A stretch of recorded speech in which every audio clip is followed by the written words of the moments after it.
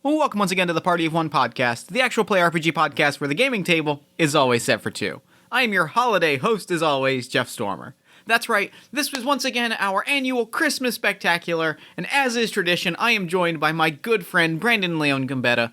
Brandon, you know from Pasión de las Pasiones, from Protean City Comics, from Stop Hack and Roll, from all of his previous appearances on Party of One, one of my favorite guests, one of my favorite people. I am so happy to sit down with Brandon, especially because this year we are playing a Christmas story game. Inspired by the inescapable holiday classic, A Christmas Story game invites players to relive one 8-year-old child's best Christmas ever, as retold by an adult narrator looking back on the various trials and tribulations leading up to that one fateful Christmas where they got that one fateful gift that was everything they wanted and more. It's honestly lovely. It is absolutely delightful, charming, wonderful. I can't wait for you to hear it. Be sure to check the show notes for more information about A Christmas Story Game, as well as all the podcasts and things that Brandon is a part of, because they're all very, very good. I can't recommend them enough. You can find more information about all of that stuff in the show notes below. And with that, I really don't want to waste any more time, so let's go ahead and throw it over to me in the past so that he can get started with the show. Take it past me. Thanks, Teacher Me. This week, I am so excited to be joined once again by my good friend, Brandon Leon-Gambetta. Brandon, thank you so much for coming on Party of One. Jeff, thank you so much for having me. This is one of my very favorite Christmas traditions. I feel like I may have said that last year also. I feel like we both say that every year, and it never stops being true. It really is. It is at a point that I told my wife that I was going to be on Party of One, and she was like, "Oh, that's so nice. You're going to have such a good time with it," and everything like that. So I'm so happy to be here. Thank you for having me. I'm happy to have you. It's funny because peeling back the curtain a little bit, it's funny because usually we record. I usually always say we record about a month and a half to 2 months out. Like between 6 and 8 weeks is about our standard. We're recording this about 3, maybe a little under 3 weeks to when the episode actually drops. Yeah. Exclusively because I had said, like, this is the Christmas special. This is a holiday thing. We are doing it in December, when it is full holiday. We are in full holiday swing, so that we can really get the full experience. Yeah, I am deeply in that holiday magic. There's a wreath behind me. There's actually a second wreath also behind me. We've got the tree set up. We're deep in it over at the LG household. I'm big into it. I've cracked out my 3-month vintage eggnog at this point. We brewed this in probably right before Labor Day, I think. And so it's ready. It is ready. I am ready. This is I've been looking forward to this for a long time. Especially because, Brandon, do you know what we're playing this week? I do know what we're playing this week, but you should tell the kind listeners. We are playing A Christmas Story Game. That is the name. That is the premise. It is everything that I love. I'm so excited. It is a holiday-themed coming-of-age story for 2 to 5 people that is going to, in the vein of the holiday classic A Christmas Story, recreate a moment set in our collective childhood in which we tell the story of the best Christmas ever. And I could not be more excited. There is one thing that I think is really important to highlight in the pitch for the game, is the use of the word yesteryear, which if you didn't know that it was super Christmassy, that's so important. I'm so excited. And also it says in the rules that we should have our friends holiday themed sweaters and some spiked eggnog. So we are both right on point with the rules. I've got some almond nog because I went to the grocery store and all of the nog that they had there that was regular nog was expired. So I went with almond. Yeah, for some reason I felt like expired eggs and milk was not what I wanted to be drinking on Party of One. not the best experience. All right, well let's get into it. Let's get rolling. So how this is going to work, we are going to narrate the days leading up to our protagonist's best Christmas ever. We are both going to be controlling the same character. We're going to be retroactively narrating things from our adult self as telling the story of our childhood experiences. And then as we do that, we're going to hop into some vignettes and tell some stories on in the moment as we kind of reflect back in the same way that the holiday classic A Christmas Story kind of plays out, that it is Ralphie's story as told by an adult Ralphie. I'm really excited. It's a movie. I love the movie, honestly. It's a great movie. I love I love just all of the nostalgia of Christmas and all of just doing it, and just like having I do. taking on that joy and like just going, yes, I'm going to just celebrate. And for me personally, my one private little moment, or my one personal little moment is, I think the closing shot or the closing scene of A Christmas Story, when it's the old man and mom are sitting together and like looking at the tree and they're like, we did it. Like, it's the most perfect like Christmas as an adult thing that like I've we ever pulled seen. this off. Yeah. There's that. It is a moment that brings me to tears every time I see it, which is usually 5 or 6 times on the day itself. Oh, I love it. Love it. All right. So here's how this is going to work. I'm going to lose track of where my PDF is, first and foremost. There it is. Got it. We're back. Okay. So here's how this is going to work. We have gotten settled. It's time to create our protagonist. We have a letter to Santa to fill out. Yes, we do. That is where the story begins, and that is where we're going to roll with. First, I got to find the last page. All right, so we have a letter to Santa. This is going to tell us who our protagonist is. It's going to pull from elements of each of our respective childhoods, as are the vignettes that we're going to play out. Sounds good. Here's what I think we should do. Do you want to go back and forth and throw it to one another, like each blank throw to the other person? Sure, we could do that. All right. Would you like to take the first one or the second one? Oh, I'll take the second one. Okay. That first one, I hate names. Names are so hard for me still. That's fine. So I think the one question that I would ask you, and this is an off-mic question, do you feel, Brandon, that the character should be Latinx or not? I'm totally good either way. Okay. If you'd like, here's my thinking. If we would like them to be Latinx, maybe we should swap it, and then I'll introduce the name. Okay. Because that way it's I think that'll just like feel a little better.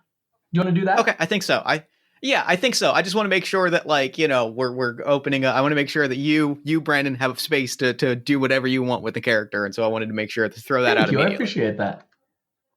So Brandon, why don't you take the first? Why don't I throw to you for the first prompt, and then we'll kind of roll from there.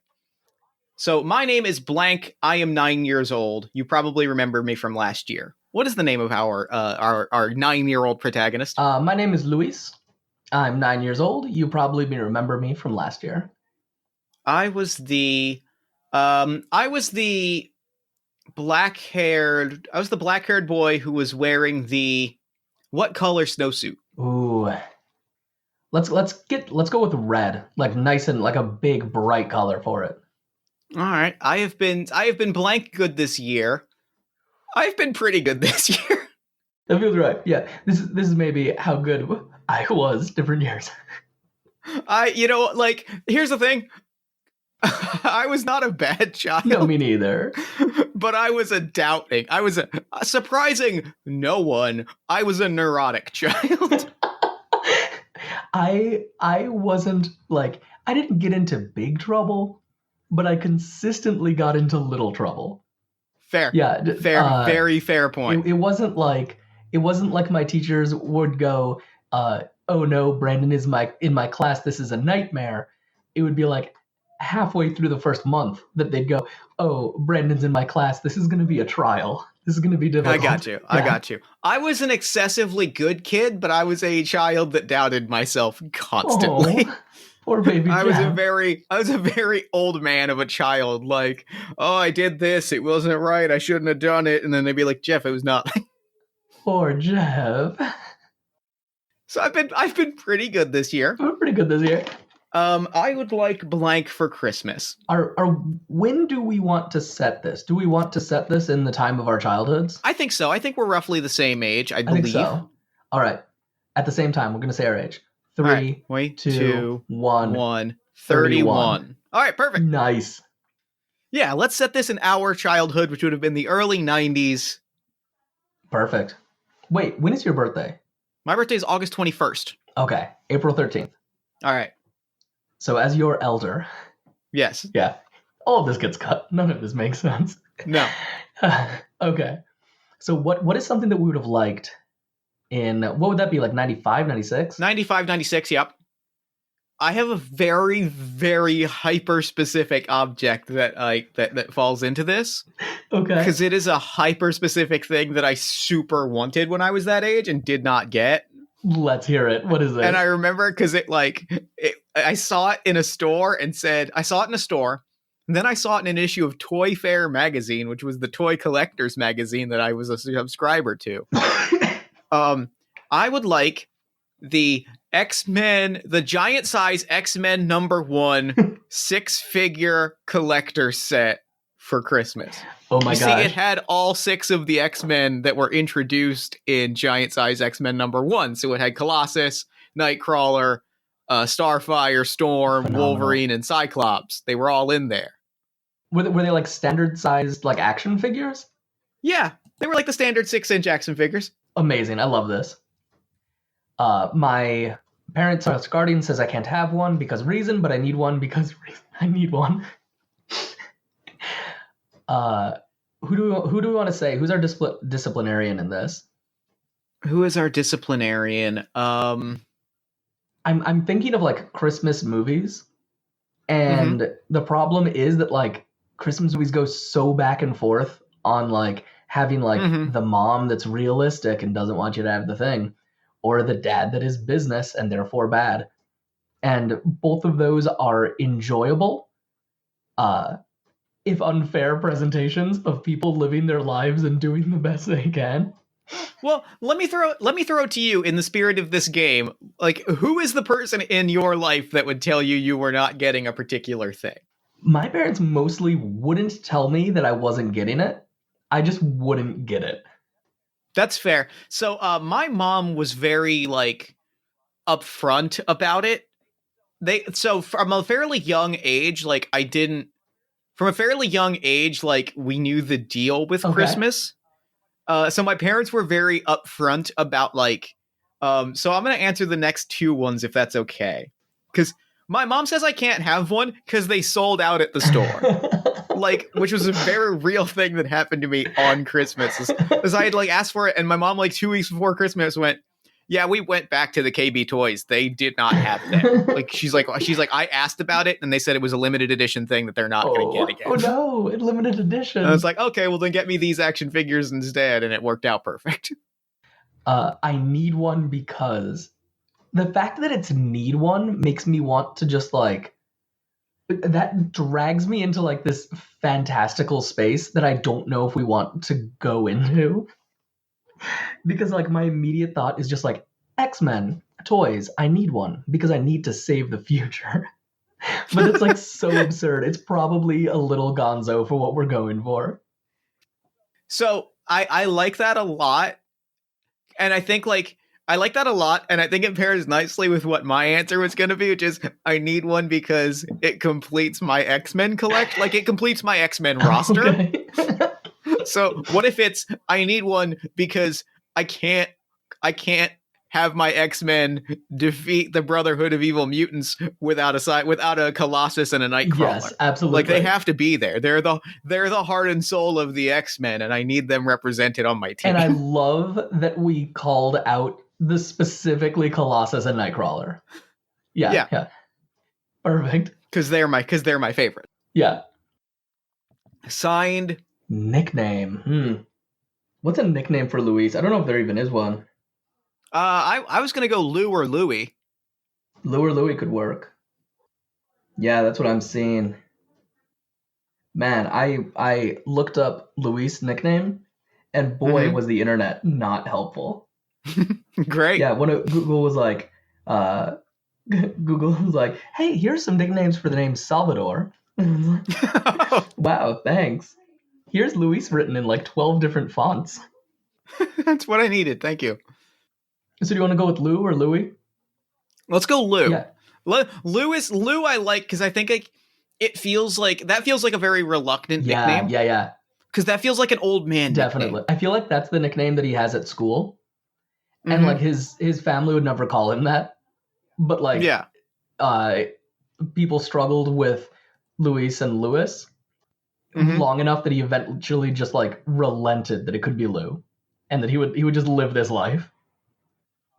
All right, and so with that's our letter to Santa. And now we're gonna do a few warm-up vignettes, and then we're gonna get into the story itself. Perfect. Do you mind real quick saying off the name of that toy again in full, so I can say it in full every time we reference it? It is the giant size X-Men #1 6-figure collector set. Excellent. I had most of it. Which, if you Google, is a real thing, and you can see the real action figures. That's amazing. Yeah, I had giant size X-Men #1 collector set, but the 6-figure is going to be important. The 6-figure is important. Yeah. Now wait, I gotta figure out who the actual 6 figures were.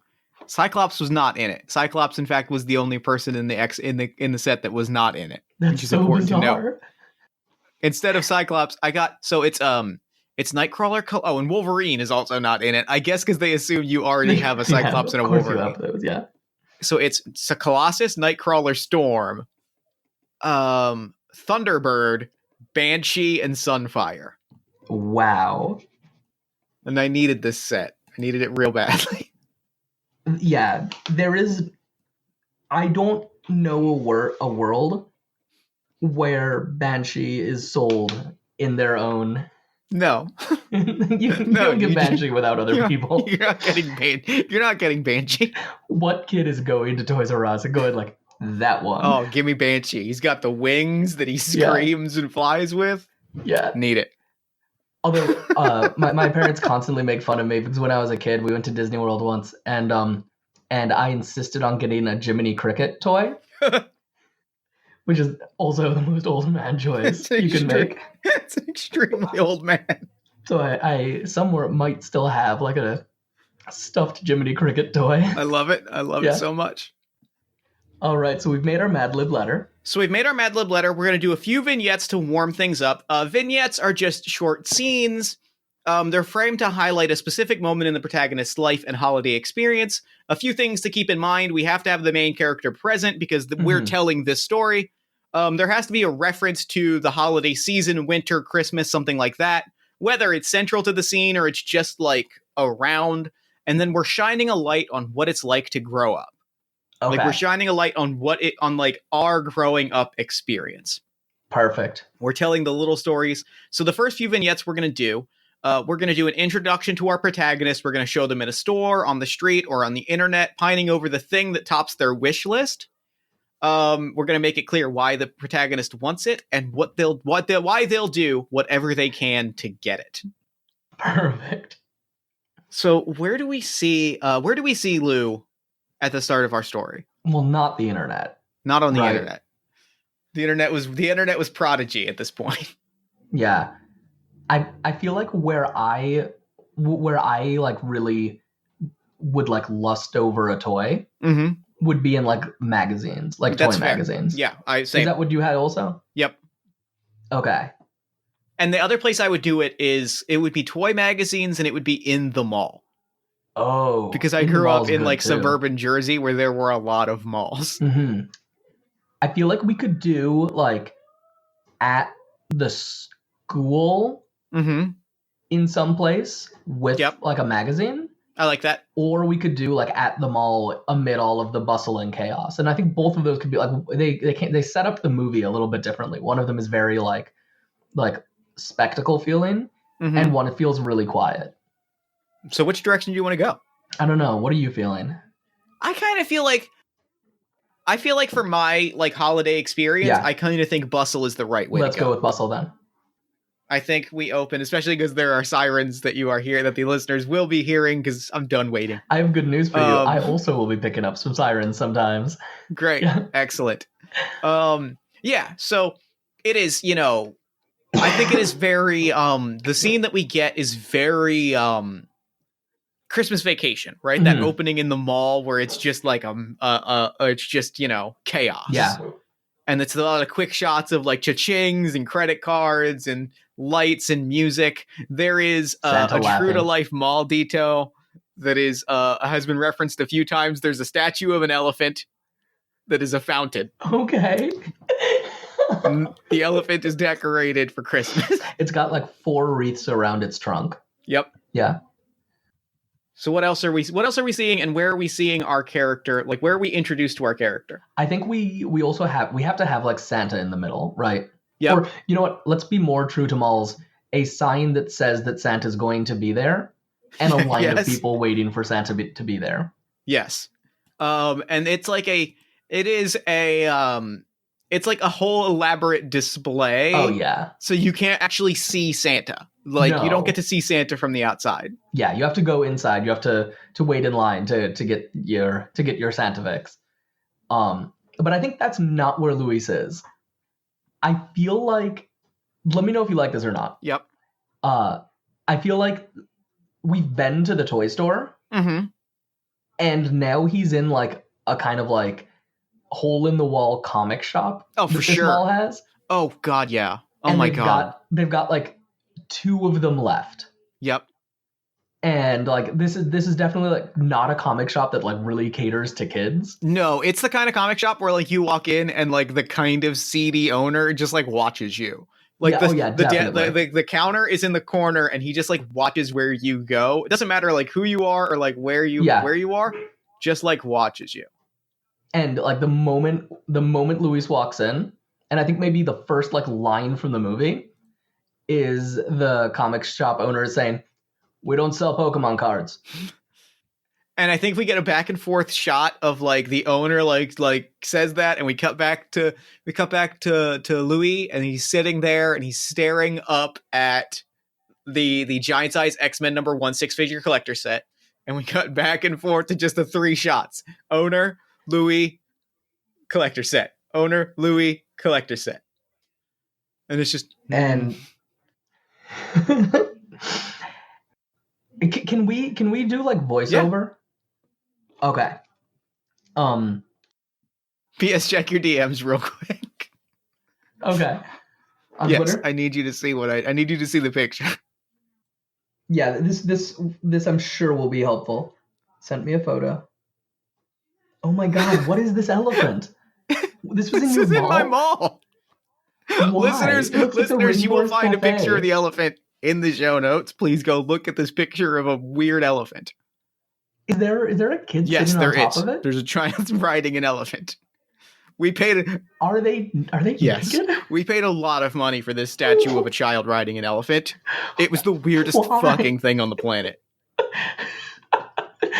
And this was in New Jersey. The Burlington Center in Mount Holly, New Jersey. Oh my God, that's incredible. That's so weird. Anyway, give us our voiceover monologue from adult Lou. You can see like parts where like the paint on it has been like rubbed off at the knees. All right.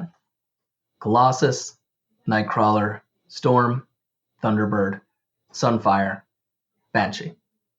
The 6 of them.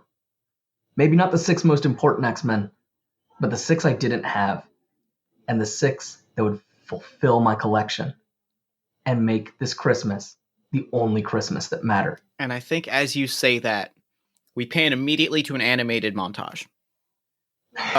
Apocalypse is destroying the planet, right? Like, you know, has achieved his full power, and it's you know, we get a shot of like. It's 96, so it's all very Lee-Feld. It's very Jim Lee, it's very Lee-Feld. And we are seeing, you know, we get this whole experience of like, you know, the X-Men are beaten down and battered, and we cut to Cyclops with a broken visor. Age of Apocalypse Wolverine is there with the one hand, and they're just like, if only we had Colossus and Nightcrawler! We just cut back, and Louis is just standing there, is just standing up there, like wide-eyed, like, until finally his mom just like comes and scoops him up and is like, "All right, we have to go." But mom, it's here. They've got it here. I know, but like, I mean, it was $30 at the KB Toys. He has it listed for $90. And like the shop owner just is kind of like he's got a whole bunch of like Warhammer figures, and he's painting them like in the shop, and just goes, sold out everywhere. There's the last place you'll find them. Yeah, no, I know, which is why he's not getting them. He's got lots of X-Men figures. And he kind of like gives a shrug, and he says, someone will. And Luis just looks like heartbroken. This mean old comic shop man. The antagonist of our movie introduced in the first 4 seconds. So I think that's the end. I think as we drag off, I think that's the end. I think that with just like him just like looking over his shoulder as he's being pulled out. And then we cut. There definitely was Christmas music in the beginning section, and then in the comic book store it was like just like low level, like kind of classic rock metal sort of sound. Yeah. Perfect. Yes, exactly. We've all been there. All right, so now we're going to get into a quick second vignette introducing the family, letting, showcasing what family life is like. Then we're going to do, I'd say we'll probably do, time-wise, probably 2 or 3 vignettes, maybe 4 quick ones. We'll probably maybe do like 1 or 2 each, and then we'll go for our epilogue. Sounds great. So the second vignette is an introduction to our family. It's a scene where everyone is present. We're going to go around the table. We're each going to introduce a member of the family. We'll each go around twice per the rules around 2-player games. And so non-protagonist character creation, essentially all we're doing is name, relationship, quirk, and what they want for Christmas. Which doesn't have to be a thing. No, yeah. So would you like to go first, or should I? Is this another thing that we're trying to like base on our childhoods? It can be. You can also pull from holiday movies or wherever you want to pull from. Okay, cool. I was just gonna ask like what your sort of sibling situation was like. So I have 3 brothers. I will pull from one of them right now and say, your brother Mateo, who is into whatever your parents are into. and so wants like a fishing rod he doesn't quite know how to use yet. Phenomenal. He's sort of just regurgitating things he's heard dad say about fishing, and like doesn't fully grok it yet. That's fantastic. We've seen mom briefly, but I want to introduce also dad. Dad's name is Dad. Yep, sure. Absolutely. That checks out. Dad, who already bought himself everything that he wants for Christmas. Oh my God.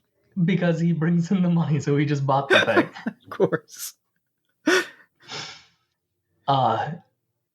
And he wants everyone to be thankful to mom. Yes.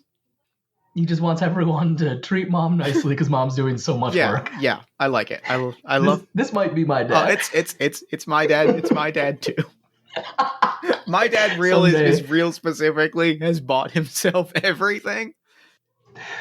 Like it can be like December 15th, and you've bought a thing. Like I've bought a thing for him, knowing that that's what he wants for Christmas, and then like. I go visit them, and he's like, "Oh yeah, I got this for myself yesterday." It's like, oh my God. I had that conversation with my mother last weekend, like 2 days ago or 3 days ago, where I was talking to her, and she goes, "Oh, I bought myself some new Michigan Ohio State merchandise." And I was like, "Mom, it's December, and you can't do this." Someday we all strive to be every day is Christmas, Dad. It's true. So also on the scene is Uncle Raph. Uncle Raph is weirdly combative with Dad. It's Dad's brother, who is weirdly is obsessed with friendly arguments. Amazing. And is obsessed with weird arguments with Dad. But like friendly arguments, because that's like their love language for each other, is just like bickering. And so we'll just throw things out, and in the middle of conversation just be like, yeah, not like disco music, which is great. And it's like what, Raph? No, you know that he hates disco. You know that Dad hates disco. Just setting it And up. all he wants for Christmas is one good argument with Dad. Let's see. I feel like I'm being greedy if I also intro Mom. No, please. So, why don't... Do you have an interest in introing Mom or not really? I'm all ears. Because I feel like she's important. We've established her. She's already in it. Yeah. Why don't you take one part of it? We know Mom's name is Mom. We know it's Mom, Mom's name is Mom. Mom. Do you want to lay out her quirk or what she wants? I think what she wants. Okay, because her quirk is she loves her quirk is that she tries real hard, and this is a loving quirk from my own mother. She tries real hard to like be into whatever the kids are into and just doesn't quite hit it. She reads the X-Mans. She reads the X-Mans. Love it. That's adorable. I love that. And she wants to go see REM in concert. Okay. They're not super they're not going to be touring super close by, but it's like a little close by, so it'll be a bit of a trip, and they'll have to figure out what to do about the kids. But gotta go see REM. Yep. Yeah. So so the vignette, the one that I want to throw out, the vignette here is I'm gonna throw out like it is a Christmas party, or it's like an early holiday party, right? Like yeah, it is. Our family has a holiday, or Lou's family has a holiday party. Like they tend to have their holiday like family thing fairly early in the season, like the first weekend, just because like they do it on a weekend that's not the day of to save travel time. Nice. And so everyone is, everyone's around and like everybody's dressed up nice, like there's a montage of like Lou getting his hair, lick the thumb, do the hair, and like, scrub the cheek. Mateo and Dad are just watching fishing shows and like have not moved, and Mom is like, look, will you get ready? Will you get ready? Will you get ready?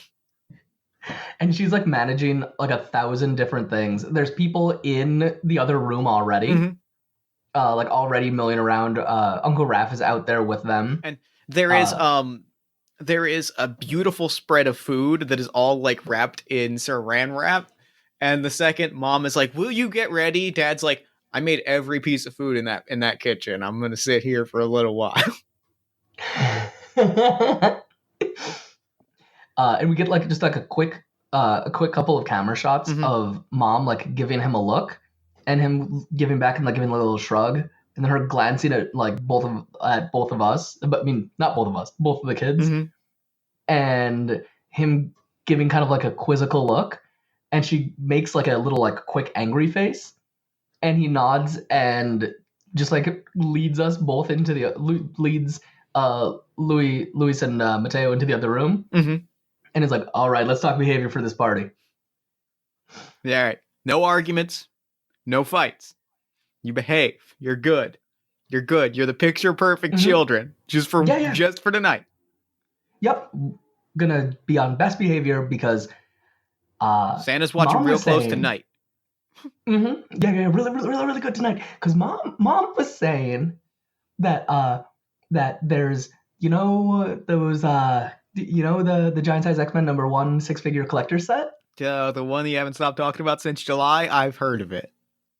Well, they Cave Comics has 2 of them left, and she was saying that maybe if we are having good enough behavior that we're showing citizenship and like then we get like the adult voiceover. Mom never said that. Mom would never say that. Not a word. Mom told us a little bit about Santa every single year, whether we wanted to hear it or not. But she would never make any promises. She would never make any guarantees, and she would never attach a toy to a specific behavior. Because we were expected to be good every single day, but most especially on party night. So the party's happening. Everybody's around. Dun, dun, dun, dun, dun. What in the world? Dun, dun, dun, dun, dun. Oh my god, it's Raph. Got sirens too. the sirens are there. The sirens are in the background. Dun, dun, dun, dun, dun. Dad's shoulders slump slump down. Raph's here. Opens the door and it's got his has his tie kind of loosely tied, not quite done right.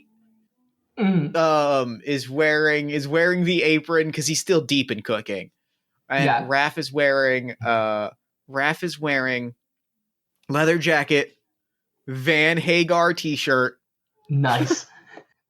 And has a plastic bag in his hand. Inside the plastic bag is a 2-liter of Coke. Yep. Several Several brown paper bags that are clearly his gifts. Yeah. And a car magazine for Mateo because last year Dad was kind of into cars. Yep. And a New Mutants magazine for Luis.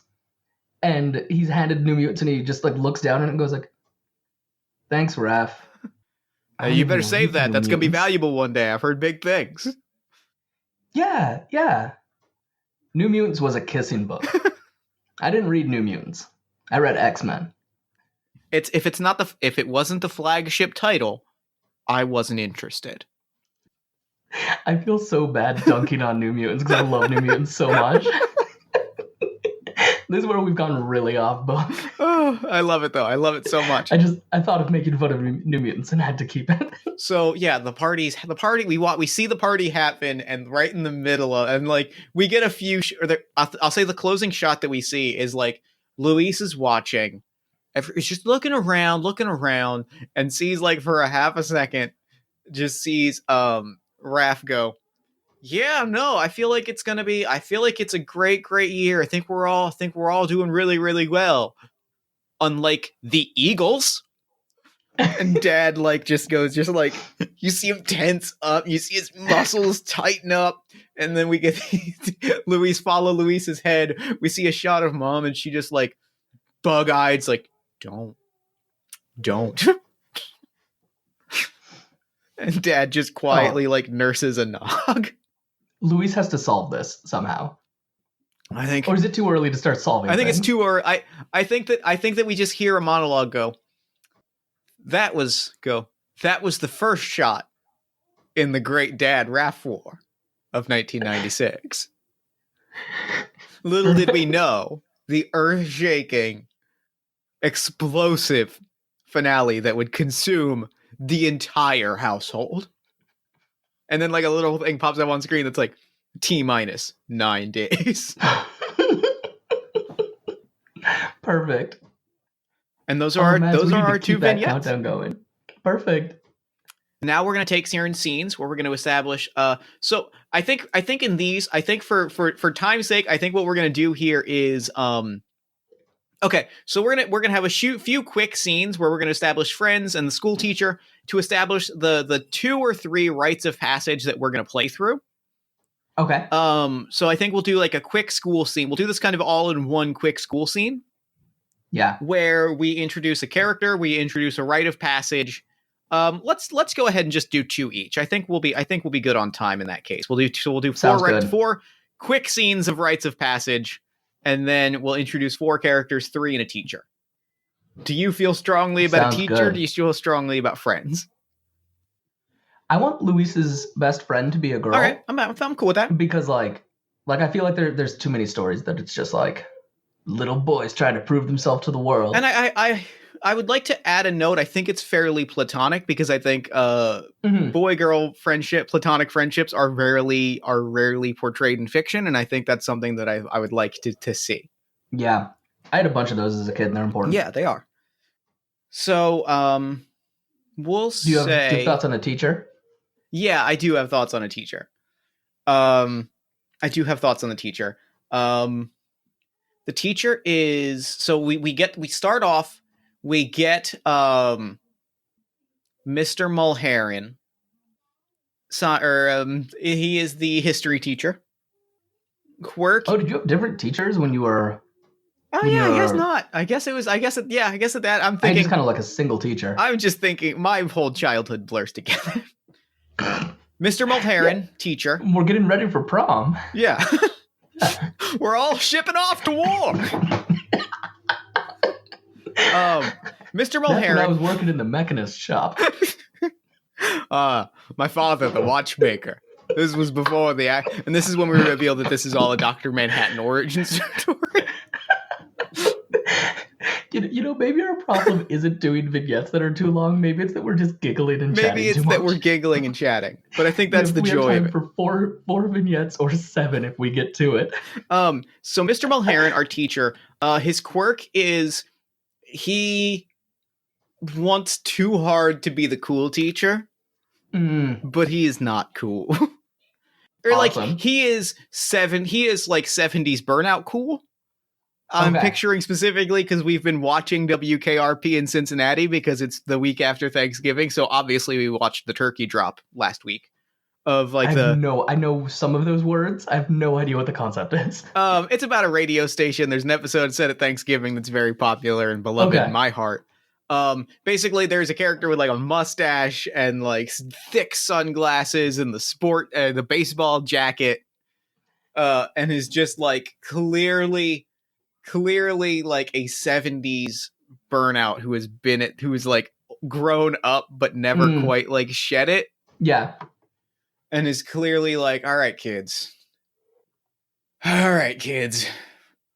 So, and now we're going to pick, I'm going to pick a Rite of Passage. Oh, we need to know what he wants for Christmas also.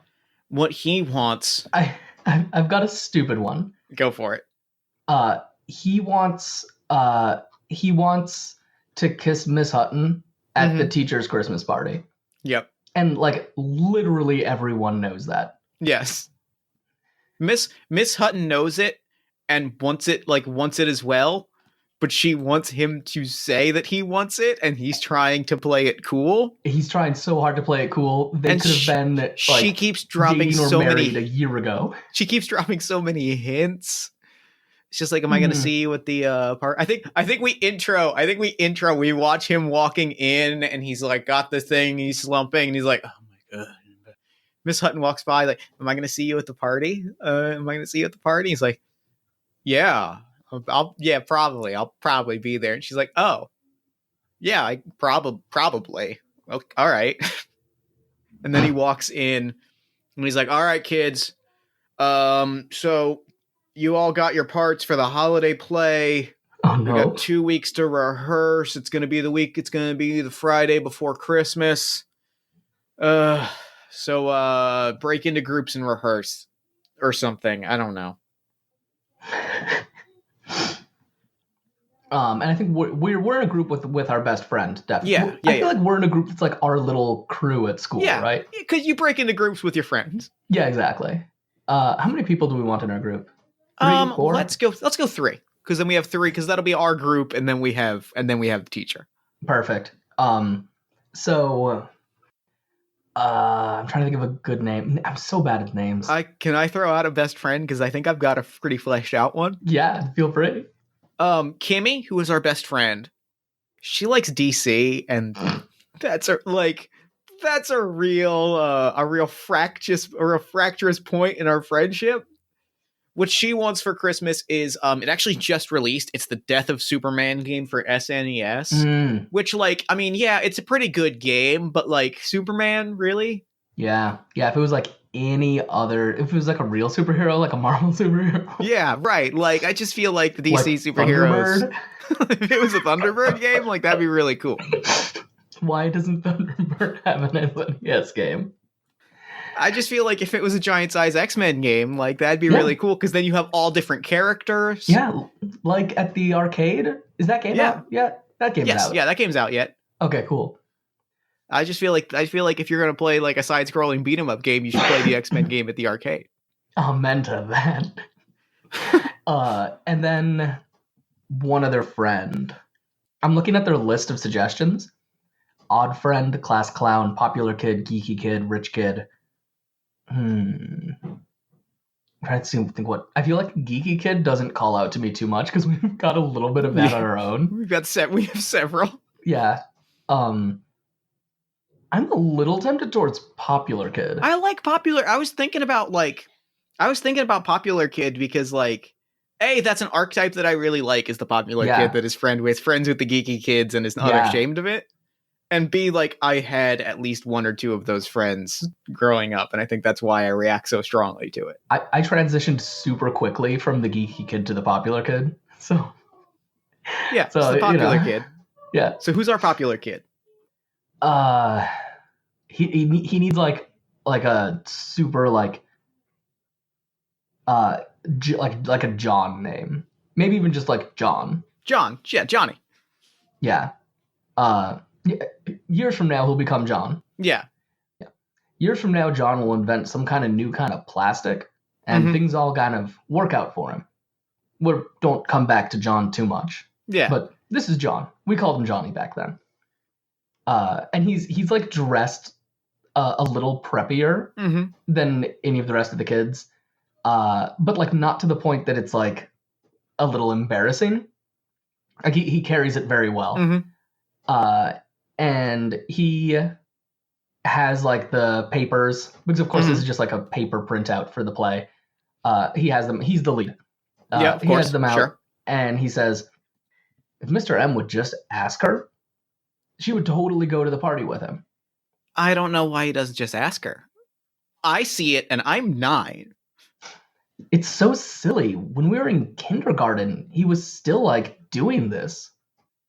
I'm 35 now, and I've got to be honest. I still don't know why he didn't just ask her.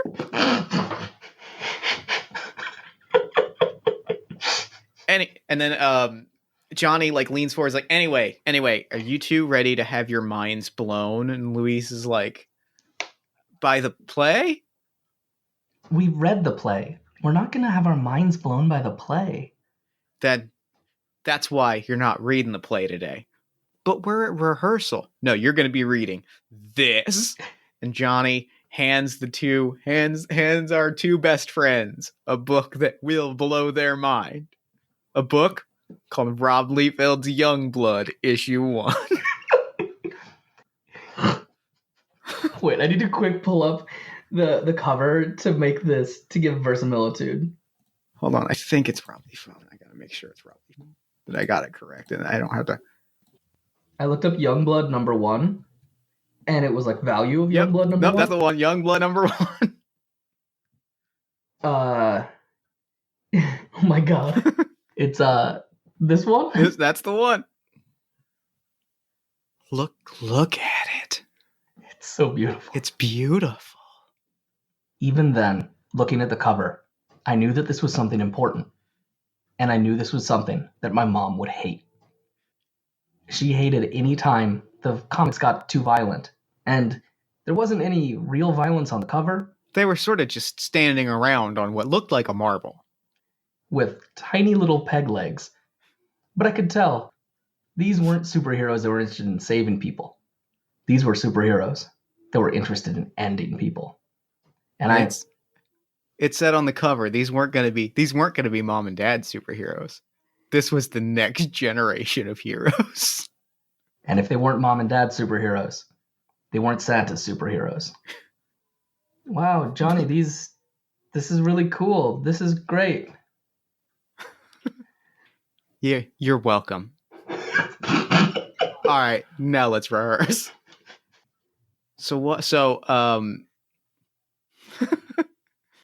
Okay, so okay. Do we know what our three rites of passage are? Helping Mr. M. Miss Hutton. So we definitely have to do. We gotta see how the holiday play goes. We have to see how the holiday play goes. There is a part of me that is like, we need to teach Mr. M how to seek things out in his life. we had to fix things for Mr. We had to fix things for Mr. M. All right. Is that insane? Is that a stupid thing? That's our here's the thing. We're talking about this. I think that's our big secret responsibility is like we've decided to do this. No. That's our first brush with failure. Perfect. Cuz I think spoilers, they will get together in the end, but I think like we've decided to take it on ourselves and it will not go well. Succeed. No. There's a possibility that our failure will eventually cause that to succeed. Oh, it 100% will, but I think so yeah, we've got our first brush with failure. We've got the holiday play. Swearing in front of our parents, obviously. That's a good one. Because now we're into edgy comics. And then I think that'll be good. Plenty. I think that's 3 good vignettes. Yeah. So which one are we doing? I think we got to do brush with failure. I need to see how this plays out immediately. Do we want to swear in front of our parents or get in a fight? Because both of those are brought on by edgy comics. They are. I don't see why we couldn't do both. Yeah. Perfect. All right. I'm a little afraid we're going to fight Johnny. We're for sure going to fight. Okay. Oh, can we do that first? Can we do that fight first? Johnny first? Because, no, we got to fight Johnny later. Okay. All right. Okay. Should we start by helping Mr. M? Yes. Okay. So our first brush with failure. The vignette here is... So how this is going to work, for the remainder of the vignettes, we have a few things that we're going to pick. We're going to pick a cast. We're going to say who's around. We're going to say where it takes place. We're going to say what's happening in the scene. There's a list of vignettes. And then we're going to pick the Rite of Passage, in which we've already kind of picked out. Okay. So the vignette in this case is let's say doing homework. Because I think rehearsals. There's rehearsals. Perfect. There's rehearsals. This is a rehearsal. This is where we are going to so we cut to, we have a montage. We cut to another scene of just staring at the giant size X-Men #1 6-figure collector set.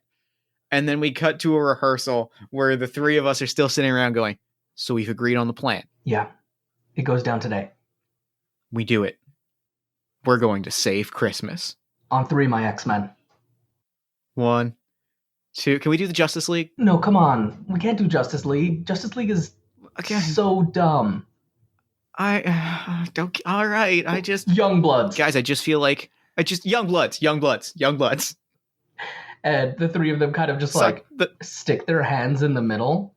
Like one of them's in a fist, one of them is a flat hand, and one of them just grabs the fist. And then it pauses. 1, 2, and it pauses. I still hadn't read Youngblood yet, but we'll get there. Oh my god, how are we doing this? 3. And so the stage is all decorated with just like definitively Christmas decorations. We see some flyers that say that they're like that this is a holiday play. And it is like definitively not. Like the school is just they have said holiday play, they are putting on a Christmas play. And people will be angry at them later potentially. But they're pretty sure that they can get away with it up until the day itself. Yeah. Because the teachers involved in it don't really care that much. Yeah, the admin will have to deal with that. And the admin have seen the printed flyers. Mr. M has got his feet up and is like just staring at the ceiling. All right. Whatever. Action or whatever. And what costumes are we in costumes or not yet? We are not in costumes yet. Okay, but we will be. Because we have to save the costumes for the night of. So Johnny like claps Kimmy on the shoulder and says, the 2 of you have this. I'm trusting you. We can make this happen. And when we get a pause, never in the history of people saying wrong things has anyone said anything is wrong as when Johnny said, we've got this. And then Johnny goes up on stage and starts into his like Christmas monologue. And we awkwardly walk on stage doing an improv scene, which is by 9-year-olds and is obviously by 9-year-olds of like, I like you. I wish that you would tell me you liked me. Oh, but I won't. Well, then I don't like you anymore. And Johnny's like, no, they've lost their moment of love. This was their one chance, their one holiday Christmas party where hearts and minds come together, where people have a chance to find true, lasting love. And then Miss Hutton walks in, having been running late. And so Mr. M stands up and in the one swear that this movie is allowed, says, "What the hell are you kids doing?" And it's just like all three of us looking and just like shocked faces staring at Miss Hutton. She's looking, she just waits for a second and goes, what the hell are you kids doing? I really, just do it again. Just do it again. I really like you. And we just run back. Johnny starts again. No, And then no. Kimmy runs backstage to start it again, and Luis just stays on the stage frozen. And he's just like staring at Miss Hutton and like just babbles out, I really like you. And I'm not gonna tell you. And Kimmy just does not come out. We hear a door slam and Kimmy just runs. She's halfway to the art room. Johnny starts covering by the situation and just starts loudly and theatrically doing his big monologue. And I think Luis just like opens his mouth and closes his mouth, and Mr. M says, "Hey Luis, why don't you swing by the principal's office real quick? It sounds like there's some things you want to talk out. You're not in trouble or anything. Just this is a play. This is a rehearsal. We kind of need this time. You're not in trouble. It's all good. Just I don't know what you're doing." So we cut to a like, it's like a montage playing. This is specifically playing like Christmas rapping, so it's like fun Christmas music or like poppy music. As mom comes, picks up a blubbering Luis. We see a shot of the principal explaining, and mom's face is just like, "Oh, okay, sure, all right." He's never mentioned Miss H. Yeah, he didn't seem particularly interested. No, we can talk to him about all that. Yeah. We're just seeing shots of like, the dreamscape with the Vaseline on the lens of like mom and dad snapping Colossus figures in half. Santa Claus is just like sweeping whole tables of X-Men figures into a bag. Mom's Apocalypse's voice coming through with mom like grabbing Nightcrawler and just. Aye. That was great. Very embarrassing. Yep. Yeah. Very, very good. So I actually have a really strong idea for swearing in front of your parents. This is a family dinner. This is a family dinner. It is 9 days later, and it is the war. It is the great Dad Raph War. Oh no. And it just says like, I think in that scene, like we saw the scene in school, and it just popped up like a quick pause of like T-6 days, T-4 days. It's like rehearsals, and then T-0 days. From the 1 to the 0. As it says T-1 day, like it clicks to like minutes. It's like T-6 minutes, and it's a family dinner. Everybody's laughing and drinking, and it's mom, dad, Raph, Mateo, Luis are just all sitting around the table, and we would have never known. It's funny how you always remember where you were in certain key historical moments. You remember the moment where everything changed. This was our Kennedy assassination. This was the great dad Raph wore. And we're all laughing, and Raph, and like, you know, we get a quick montage of Raph doing that a few times. Like, yeah, no, oh, is this a Christmas Story? Oh, I love this movie. It's so much better than Muppet Christmas Carol. Dad like scrunches a empty beer can. Oh wait. And like we see a few of those, and finally we're at dinner and we're just laughing, and Dad is like, yeah, no. So I bought myself the Bassmaster 767, and it's great. And Mom quietly like just stuffs a potato in her mouth, like, sure you did. I'm sure you bought it for yourself. And then Raph goes, that's a pretty good one. I mean, I think the 820 is a little bit better. It has better control. Like it reels a little quicker, but like I think the 767 is a really strong model. Great for a beginning fisher. T-0 seconds.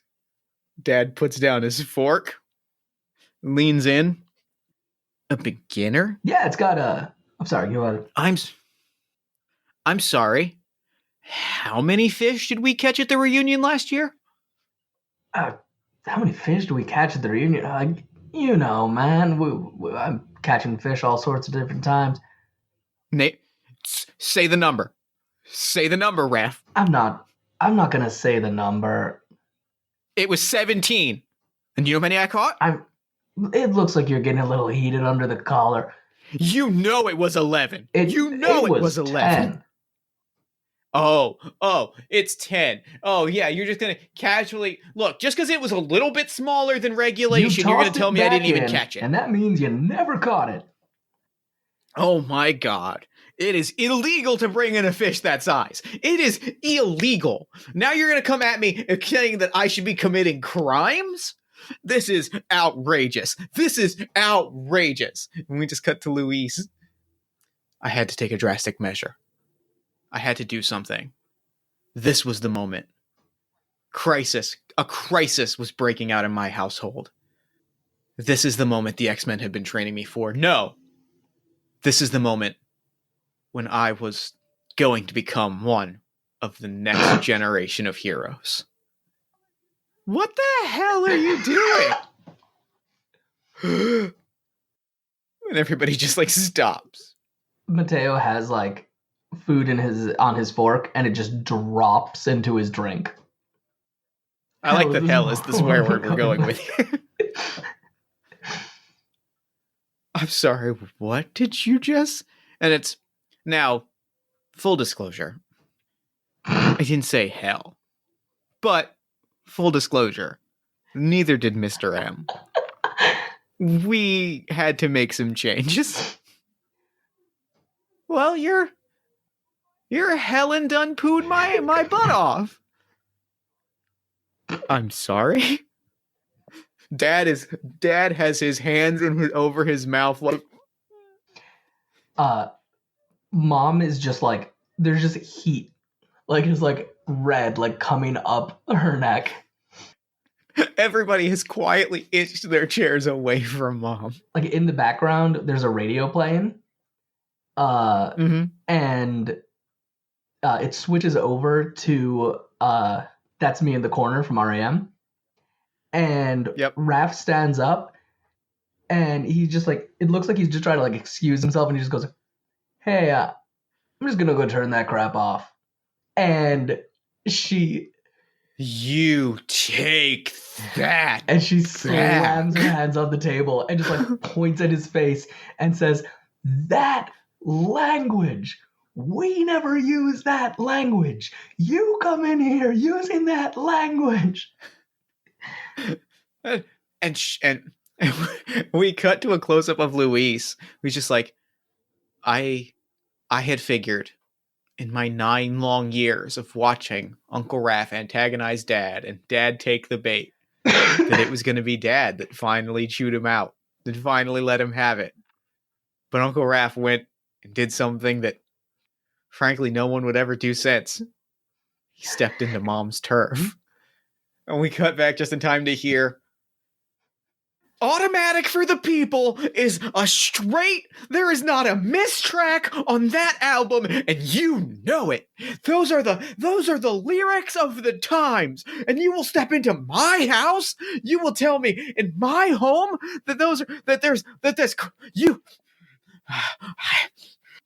She just quietly walks off and snatches the radio and walks off with it. Sorry. And Raph sits down and goes, Don't use that language. The strangest things happen. Please. Then, the strangest thing happened. A savior came. Not Santa, not Jesus, Mateo. And Mateo stands up and just like slams his hands on the table, and he points at Luis and says, "You, room." He points at Dad. "You, living room." He points at Raph. "You, kitchen." And we all just, and like, there's like a beat of silence, and then everybody just slides out of the chairs and goes and sits. And we get a montage of all of us just sitting there perfectly still, not looking at anything. And Mom just like quietly bobbing her head and just like, and it's like, and we did not see each other for the rest of the evening. We all went to school and worked separately the next day. And when we all came home, it was a Christmas miracle. We all just pretended that the great dad Raph... We all pretended that the Raph Mom War was just the dad Raph War. And we all silently agreed that we would never, ever badmouth REM in this household again. Perfect. Oh wait, I've got one more line for All right, let's do one more vignette. That year, all right, please. Mateo got it. Oh wait, what was the name of the do you remember the name of the fishing line? The Bassmaster 767. Mateo got exactly what he wanted. The Bassmaster 757. Was that right? 757? Mom had already bought it for Dad. Sure. But given that Dad bought it for himself, Santa bought it for Mateo. So I think the last one that I want to... Well, no, I want to do a quick one. I wanted to do a quick one of getting in a fight, because I think I know what it is. That night, so we get that night, it's dead quiet in the house, right? And it's... You know what they say about not even a mouse? I'm pretty sure that mouse was as terrified to move as the rest of us. And we kept him quietly reading. We see him finally like look over, grab the copy of Youngblood #1 and go, "It's time." He flips the first page and we get this quiet shot of him reading, and we get him reading the last page, and then he just looks up. And then we cut to the next day and he walks up to Johnny. And Luis just goes, "That book was bad." What? That Youngblood was bad. It was odd, and like the characters didn't really like make sense. No, Youngblood is cool. Maybe you should just read an X-Men comic. Maybe you should read a good comic. Cyclops and Wolverine. And he just like tosses it to the side. And we watch it fall in slow motion. And Luis just says, "Pick it up." Pick it up? Pick it up. No. You pick it up. No, you pick it up. I could. And then we cut to a shot, and Luis has all of the X-Men standing behind him. And then Johnny has all of the Youngblood standing behind him. And there's just like a thunder crack in the sky. And then we come to the montage shot of Mom picking up a blubbering Luis. And this time she's like, "No, okay, this is no, I promise that, no, this won't be I understand this is the second time. No, look, are you going to suspend him or not? Because, okay, fine. An after-school detention's fine. Just tell me when to come pick him up." And I think we get like a brief little shot. I'm probably not going too far into it. Just like a brief little shot of Johnny and what's wrong with you? Of Johnny and Luis sitting in detention next to each other. And they're both just like sullenly looking at the paper in front of them where they're supposed to be writing something. And Johnny like writes a little note and passes it to Luis, and Luis opens it and it just says, "More like Stuperman." And Luis like kind of laughs and just writes back Stuperman and Buttman and hands it back to Johnny. And they look at each other and they quietly nod and they're like, we may not have been the best of friends, but sometimes the enemy of my enemy and superheroes is my fight friend. all the time. It comes up. Yeah. And so there's a brief moment where, so now we're riding in the car, right? We have one last vignette. Do we think we're going to do the holiday play? What do you think? Do you want to, or? I think I want to end on the holiday play and then go into the epilogue. Because I think like there's a shot in the car where it's like, it had to be perfect. I had gone to the principal twice in the span of a month. It had to be perfect. This had to be the greatest holiday play that has ever been put on. This had to be my crowning achievement. Because if I could pull this off, maybe, just maybe, I could get my hands on the Giant Size X-Men #1 6-figure collector set. We get a shot that shows Mr. H, and nope. We get a shot that shows Mr. M and Miss H, and they're like casually talking to each other again about whether they're going to attend the Christmas party or not. And like they leave each other's they leave the conversation, and Mr. M just like walks up to Luis. And what ridiculous costume is Luis in? Mm-hmm. Yeah, Luis is a tree. Luis is a Christmas. Luis is there a are some people that Christmas got lucky tree. and they're undecorated. He's decorated. He's got like hanging glass balls hanging off of him. Which also means that he's like center stage the whole time. Mr. M just comes up and says, "Hey, that was actually kind of brave of you, kid. Thanks. That's not gonna happen, obviously. But obviously. You gotta. But that was Helen brave. Thank you. You should stop using that word around me because I'm a child. Hell that. Good luck out there. Hell that. Break a leg or something. Break a leg? Was that an option? Could I have broken a leg? Oh my god! If I broke a leg, it would end everything. I wouldn't be. Oh my god! And we got to like an extended shot of the play happening, and just a close up on his face as we hear lights and music of just like, and we just hear this whispered monologue of like, if I break a leg, oh my god, it's gonna. Oh my god! If I break a leg, hey! And then suddenly like he looks up, there's clapping, and he like quietly bows. And as he bows, the whole tree, like it's real top heavy, so he just tumbles right off the stage.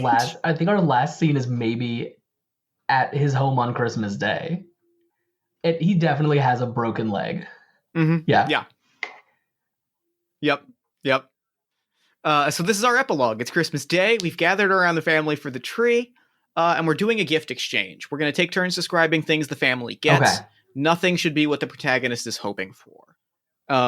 So let's do a real quick round of what everyone got for Christmas. Yeah, that's true. We know Mateo got the Bassmaster 757. What does Mom get? I don't want her to get something bad. I kind of want her to get the REM tickets. I want her to get the REM tickets. I think she gets them, and she gets them, and like the video with the kid getting the N64. It's that. Like, Mateo opens the Bassmaster and, like, starts to be excited and looks to Dad, and he just kind of is like, yeah. And so Mateo goes, yeah. And then Mom and immediately after Mom opens the tickets, just screaming and yeah. He's doing karate. Raph is there. Raph unwraps a bottle of, like, nice rum. It's a maple rum. It's aged in maple barrels. It's very nice. Yeah. Yep. It's very good. We cut to Luis, who gets like one of those from the gas station or from the Yes. newsstand, like 5 packs of comics that you pay like $3 for. And it's like an old 80s Justice League. And he's like, Justice League is for I love children. that we set this up to like just dump on our favorite comics. Right? And Luis gets like And this, and he's like, Raph, Justice League? Raph can totally see that Luis is disappointed. And he's like, I've got this. And he's got like, hey, I got one for you too. And he tosses him another wrapped comic. And he opens it up, and it's Youngblood's #1. The next generation. I love that. The next generation of heroes. That's not a kid's book, I'll tell you that. That's not a kid's book? Should we read it first? No, don't worry. No, it's fine. It's good. And so, like, all the gifts are unwrapped, and Luis is sitting there dejected, and finally, like, we get a close-up of Dad's eyes, and, like, one eyebrow raises, and Mom, like, we get a close-up of her mouth, and, like, it grins a little bit, and they nod at each other.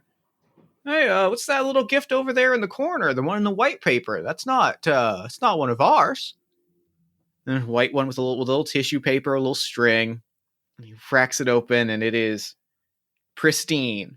In the fold-out box that has the glass pane, or the clear plastic pane, so you can see all 6 figures, that's patterned after the cover of Giant Size X-Men #1. It is the Giant Size X-Men #1 6-figure collector set. And Luis is just like sitting there on the couch with his leg up. And like he's got a black eye also from the fight with Johnny.